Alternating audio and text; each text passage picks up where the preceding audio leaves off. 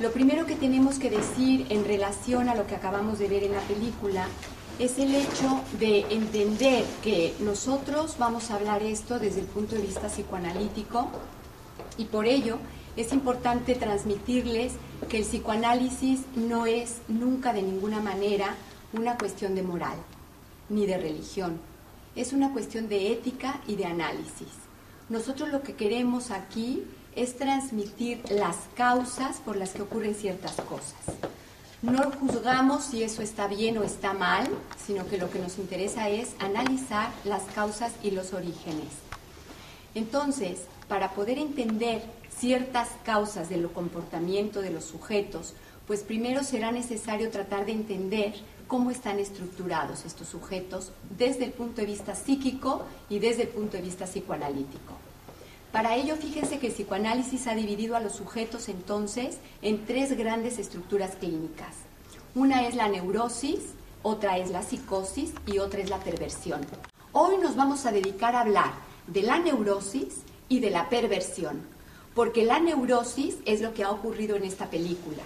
Estos dos chicos van a tener una relación homosexual, pero no desde el punto de vista de estructura homosexual, es decir, como síntoma.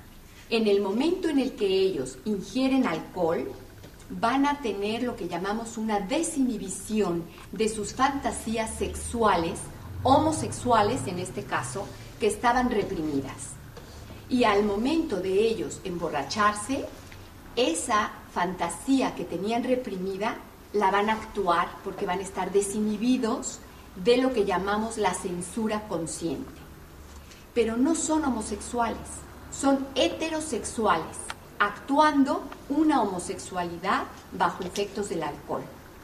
Es importante que notemos la diferencia porque, por ejemplo, un sujeto que es homosexual a nivel de estructura, lo que hubiese pasado después de esa escena es lo que vulgarmente conocemos como haber salido del armario. Es decir, se da cuenta que es homosexual. En cambio, lo que ha ocurrido con estos chicos es que se asustan. Ven ustedes cómo en la mañana, cuando vuelven a la sobriedad y se dan cuenta de que se han acostado uno junto al otro, lo que les causa es espanto. Se levantan inmediatamente de la cama y lo que quieren es salir corriendo. Es más, salen y dicen, yo ya me tengo que ir a dejar el coche no sé a quién y el otro también. Y al final, justamente sabemos que no se vuelven a ver. O sea, hay una escena que queda muy bien presentificada en esta película, que habla del horror. Aquí va a haber un horror, un espanto de parte de los chicos que no son homosexuales, que son heterosexuales, pero que han vivido esta experiencia por causas del alcohol. Y a la hora de que ellos vuelven a la sobriedad, se asustan del acto que han cometido. Y para ello es importante entonces entender que lo que hubo fue una represión. Porque fíjense ustedes que cuando un sujeto es neurótico, reprime.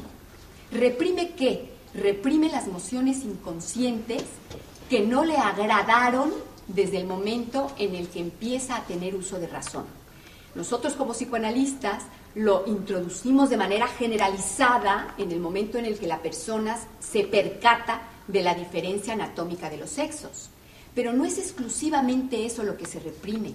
Se reprimen muchas emociones inconscientes que van a ir a una parte de la psique que denominamos el ello. Entonces, básicamente tenemos la parte del yo, que sería la parte consciente, y la parte del ello, que sería la parte inconsciente. La represión va a ir al ello, que es la parte inconsciente. Y en el momento en el que el chico está alcoholizado y entonces su parte consciente es la que va a quedar neutralizada, es el ello lo que va a salir. Por eso muchos alcohólicos hablan de una segunda personalidad. Cuando nosotros trabajamos con personas que han tenido problemas de alcohol, a la hora de que ellos están en terapia haciendo una catarsis sobre lo que les ocurre, nos dicen casi siempre algo así como esto del Dr. Jekyll y Mr. Hyde, que me imagino que ustedes han escuchado un poco lo que significa. Dr. Jekyll y Mr. Hyde es una novela que se ha llevado también al cine y que se ha llamado algo así como algo de Mary Reilly, que la llevaron a la pantalla con Julia Roberts y con John Malkovich. en donde habla justamente de una doble personalidad que metafóricamente además se va a desencadenar a partir de beber un brebaje. Entonces, este hombre que es un científico prepara un brebaje y lo bebe. Nosotros podemos decir metafóricamente, pues es el alcohol, una sustancia que va a entrar en su organismo. Y de repente esa sustancia hace que el Dr. Jekyll, que era un hombre amable, un hombre generoso, un hombre con ciertos valores morales bastante bien establecidos, se convierte de repente en Hyde. Hyde, que es Hyde lo dice el nombre en inglés, es obscuridad, es escondido, es un lado oscuro que va a salir del Dr. Jekyll y que se va a apoderar del cuerpo del Dr. Jekyll y que entonces va a venir con este sadismo, con esta parte, digamos, bestial, lo que decimos cuando a alguien dice por allí le salió el Hulk, es un poco también esta la idea, te sale un monstruo que tienes dentro de ti y que estaba por allí reprimido y que quizá ni siquiera sabías tú mismo que lo tenías. La importancia radical de entender la escena de estos chicos en el momento en el que pasan al acto sexual a partir de la desinhibición del alcohol nos permite comprender justamente esa parte del Dr. Jekyll y Mr. Hyde, que sale este monstruo que es incontrolable. Fíjense lo interesante que es porque no solamente salen esos monstruos a partir de una sustancia como puede ser el alcohol, sino que en muchas ocasiones, y tampoco necesariamente a partir de la sexualidad, puede salir algo incontrolable de la gente cuando llegan de repente a una sesión analítica y nos comentan, he tenido un acto que me ha sorprendido a mí mismo por la violencia con la que yo he reaccionado en este momento de mi vida, por la violencia que ha salido dentro de mí, que me ha sorprendido a mí primero, antes que con la persona con la que me ha salido la violencia. Y eso es un poco lo que tratamos de conceptualizar como el ello que está allí en esta emoción inconsciente reprimida y que como el sujeto no sabe a qué es, no sabe a qué atenerse, sale dentro de él sin que pueda controlarla y sin que pueda ponerle un alto. Y eso es exactamente la neurosis, algo que nosotros tenemos reprimido y que por alguna razón en un momento determinado puede salir.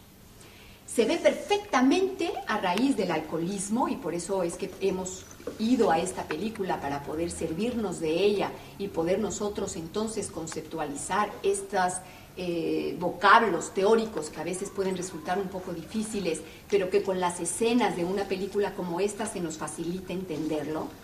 Porque fíjense que el alcohol realmente reprime la parte consciente. Es decir, que la gente que ha tenido la experiencia se da cuenta de que sigue actuando, pero ya no se acuerda lo que hizo. Sin embargo, está despierto y actúa.